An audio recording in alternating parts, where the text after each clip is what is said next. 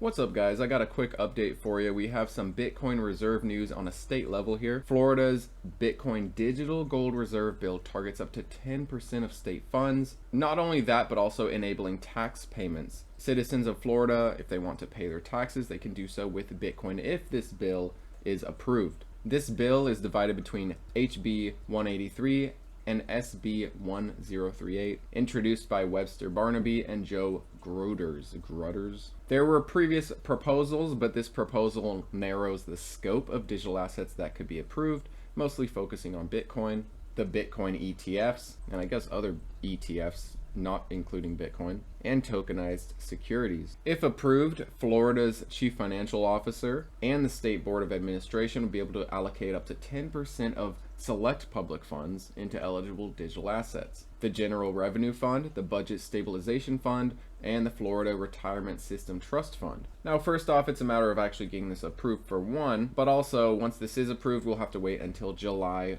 1st of 2026 for it to even take effect. And they're basically trying to do this because of the US's stance on their Bitcoin strategic reserve. Lawmakers cited a March 2025 executive order creating the US strategic Bitcoin reserve from forfeited assets as basically their reason for these state level initiatives. And if you didn't know, this wouldn't be the first state to do so. Arizona, Texas, and New Hampshire have also enacted similar legislation back in 2025. And I'll leave this interesting site linked down below for you. It's called bitcoinlaws.io, and it allows you to track the states and where they're at in terms of their process of getting these things approved. Here you can see Arizona, New Hampshire, and Texas already enacting these Bitcoin reserves, others in the early phases, and others that nearly have made it but were rejected either last second, rejected midway through, or basically dead in the water from the start. This is going to be a long process, as we figured. Nothing happens overnight, but as we see more and more states warming up to this idea, approving these Bitcoin reserve bills, others will soon follow. But like I said, if you're interested in checking this out, it'll be linked down below. Now, taking a look at Bitcoin, I'm still watching these two trend lines. This resistance above us here, and this kind of a general direction we've been in, this ascending trend, which we did break under, only get a wick under, not a body, not a candle body closing under, just the wick, which conveniently tested the 50 MA on the daily before quickly recovering inside this pattern. Now, this pattern, I believe the market's either going to break over or break under, and this should come by Tuesday the 13th. So we have roughly less than a week to likely get a either sizable move to the downside or a sizable move to the upside. If we get a sizable move to the upside, we're likely, in my opinion, to test the 50 MA sitting at 101,000. You don't see it here because I'm on the daily candles and the 50 MA is this red line here. But here's the weekly. You can see this 50 MA sitting at 101,000. I do think the market will at the very least test it before we continue lower, before we start setting potentially new lows for Bitcoin. Back in November, we came all the way down to about $80,000 before swiftly recovering. I do personally think that we will test that 50 MA before we break under 80,000. The question is, do we break over that 50 MA weekly? Do we find it as resistance as we have in the previous two cycles? We will have to watch and find out. If history is any indicator, we will likely find it as resistance, continue out our bear market in 2026, giving us some great opportunities to accumulate not only Bitcoin, but the Bitcoin miners at much lower prices than they currently are. If it breaks the norm and we break over the 50 MA, 2026 may be better than people expect. If we start heading towards the 50 MA, I think it's a good idea to prepare some cash, take advantage of any run up if you're not cash heavy right now.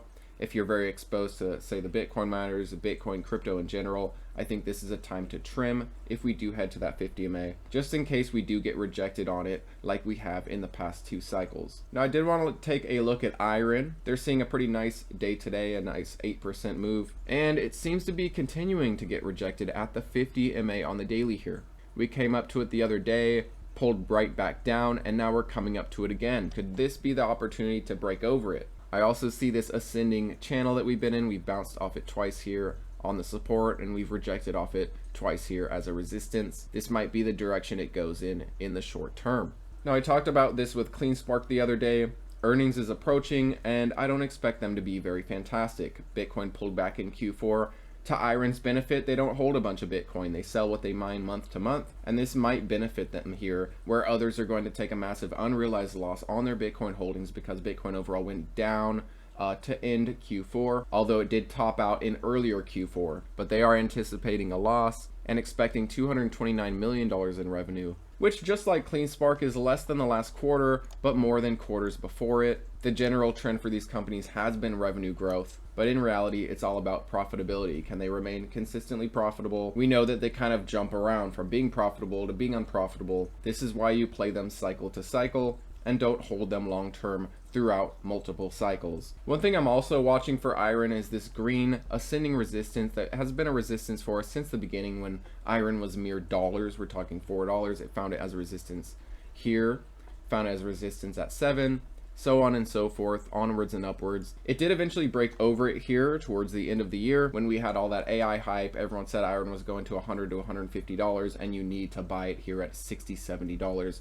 which was kind of crazy. Now I'm curious if the market will react to it or not. It is sitting right around the 50s, you know, depending on where you go in the time frame. If we do get a break over the 50 MA, keep an eye on this ascending resistance, this green line right around $52 if we break the 50 MA in a short period here. There's a chance the market finds it as resistance. There's a chance that the market reacts to it if we break over, and there's always a chance that the market just kind of ignores it. I think we might get a reaction to it, being that when we broke under, while it was kind of choppy and not extremely clear, we did at the end here find it as resistance. We came right up to it and got rejected. So I do think this ascending green line here that I have is worth at least keeping an eye on if we do break this 50 MA on the daily. But how are you guys feeling? We're having a decent day today after kind of a rough yesterday.